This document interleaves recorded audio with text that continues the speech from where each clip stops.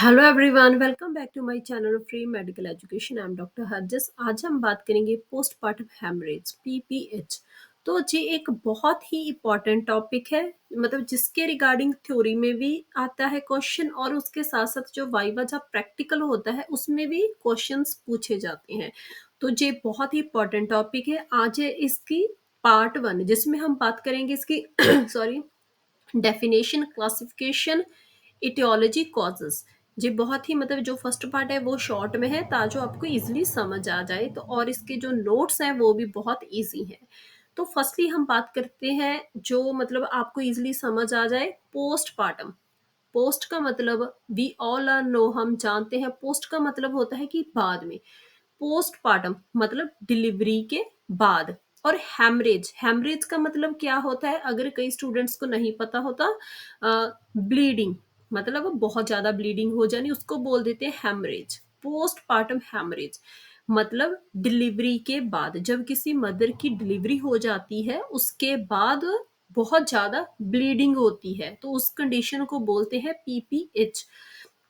जो जी कंडीशन है जी up to 6 weeks तक, मतलब कि जब डिलीवरी होगी उसके उसके बाद 6 वीक्स तक इस चीज के होने का एक रिस्क रहता है। तो जो जे कंडीशन है जे बहुत ही डेंजर कंडीशन है। इसमें बहुत ज़्यादा हैमरेज होती है, बहुत ज़्यादा फीमेल के मतलब बहुत ज़्यादा उनके ब्लीडिंग होती है, और ये इतनी डेंजर कंडीशन है कि कई बार कई फीमेल्स की इसमें डेथ भी हो जाती है। और ये डिलीवरी की थर्ड स्टेज ऑफ डिलीवरी की कॉम्प्लिकेशन है। तो is excessive bleeding after child birth, जो हमने पहले भी बात की है कि बच्चे के बर्थ होने के बाद जो ब्लीडिंग होती है उसको बोल देते हैं पोस्टपार्टम हेमरेज।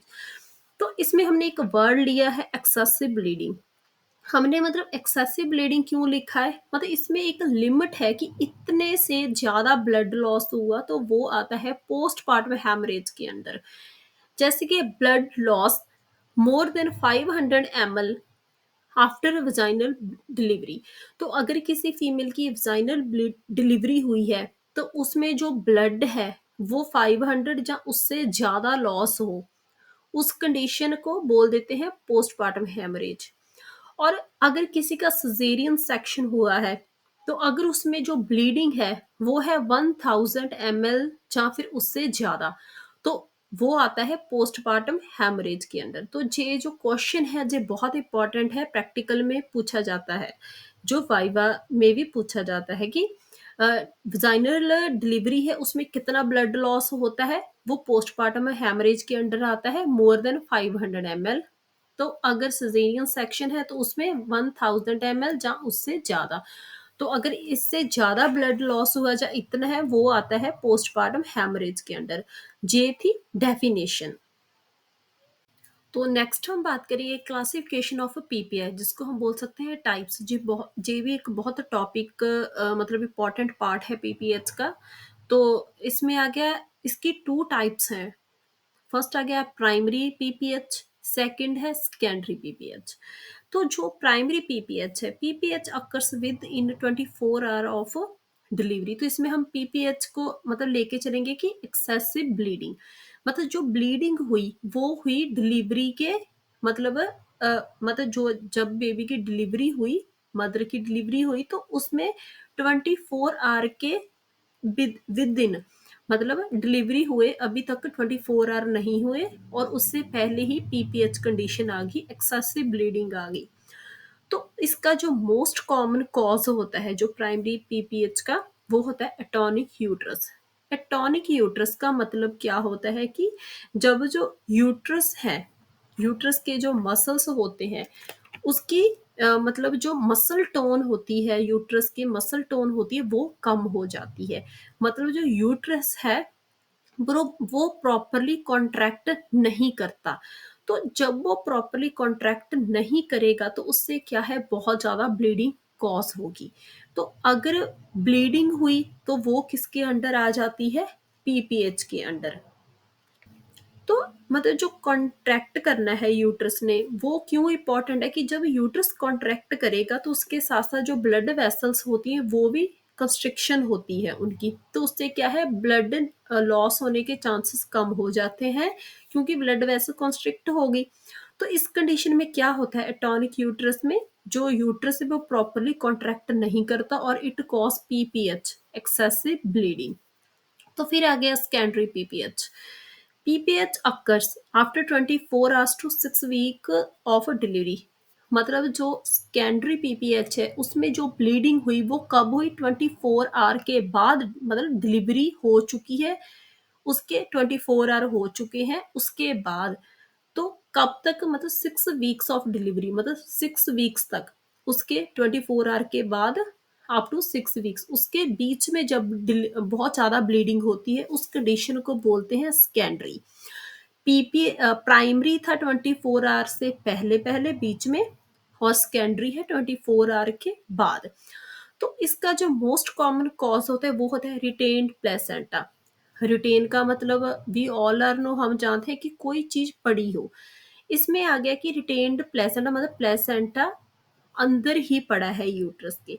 जब मतलब बेबी की डिलीवरी होती है तो विद इन 30 मिनट्स, 30 मिनट्स के अंदर अंदर प्लेसेंटा ने भी बाहर आना होता है, उसकी भी डिलीवरी होनी होती है। पर इस कंडीशन में क्या होता है वो पूरी तरह से बाहर नहीं निकल पाता। तो इसमें मेनली क्या है कि जो रिटेन्ड प्लेसेंटा है उसके कुछ पार्ट्स हैं वो यूट्रस में ही रह जाते हैं। तो वो क्या करते हैं, मतलब कि वो ब्लीडिंग कॉज करते हैं, पीपीएच कॉज करते हैं, मतलब सारा प्लेसेंटा नहीं अंदर रहा, उसके कुछ फ्रेगमेंट्स, उसके कुछ पार्ट्स हैं वो यूट्रस से अटैच रह गए। तो उस कंडीशन में क्या होता है पीपीएच कॉज होता है।